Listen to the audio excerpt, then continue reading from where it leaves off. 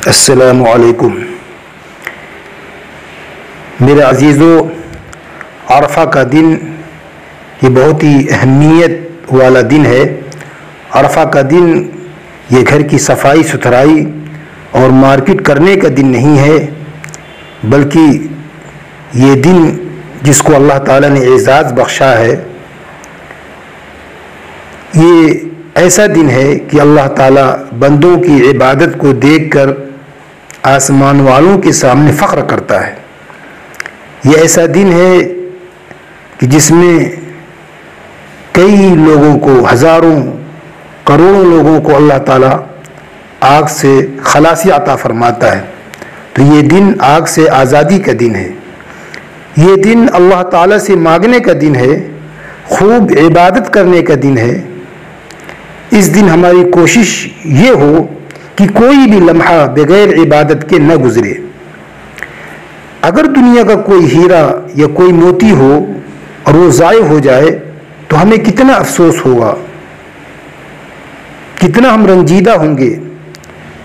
मेरे अजीज़ों, अरफ़े का दिन ये उस हीरे और मोती से भी बढ़ कर के है जो मोती और हीरा हमारा गायब हो जाए, जिस पर हम अफसोस करते हैं। शब क़द्र में इंसान कोताही करता है, शब क़द्र की तलाश में। उसकी वजह ये भी होती है कि ये रात मुतय्यन नहीं है, लेकिन अरफ़ा का दिन ये तो मुतय्यन है, इसमें तो हम इबादत करें।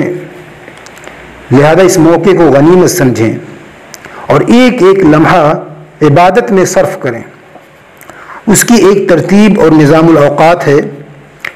तो सबसे पहले हम अरफ़ा की जो रात है, उस रात में पहले सोएं, जल्दी सोने की कोशिश करें। जब जल्दी हम सोएंगे तो उसके बाद हम जल्दी उठेंगे और जल्दी बेदार होंगे, और सुबह को हम तहज्जुद पढ़ने के लिए और सहरी खाने के लिए सबसे पहले बेदार हों। तहज्जुद के वक्त बेदार हो जाएं। तहज्जुद की नमाज 2 या 4 रकात पढ़ें और सजदा लंबा करें और सजदे में खूब रोएं, खूब अल्लाह ताला से मांगें, खूब इस्तिग़फ़ार करें, ताकि हमारा नाम अल्लाह ताला के यहाँ मुस्तग़फ़िरीन में से लिखा जाए। और रोज़ा रखने के लिए सहरी खाएं और फिर उसके बाद बाजमात नमाज फ़ज्र की अदा करें और नमाज के बाद बाआवाज़ बुलंद तकबीर तशरीक़ पढ़ें। अल्लाहु अकबर ला इलाहा इल्लल्लाहु वल्लाहु अकबर वलिल्लाहिल हम्द। ये तकबीर तशरीक़ है।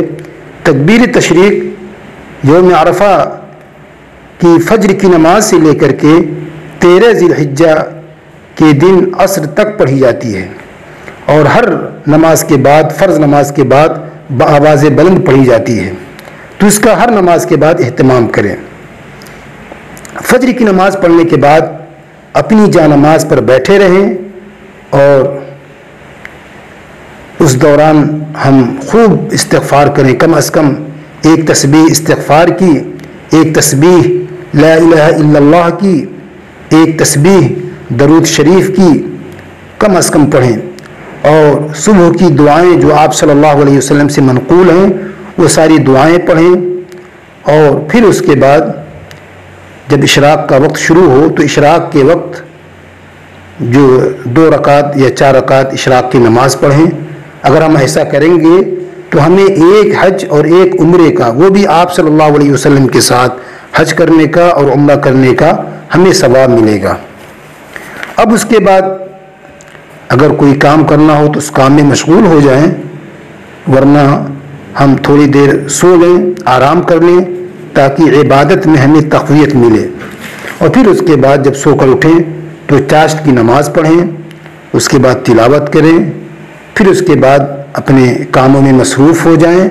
जब ज़ुहर का वक्त हो तो ज़ुहर की नमाज़ बाजमात पढ़ें, उसके बाद तकबीर तशरीक़ पढ़ें और कुछ तिलावत करें और मुख्तलिफ़ इबादतों में हम मशगूल हों।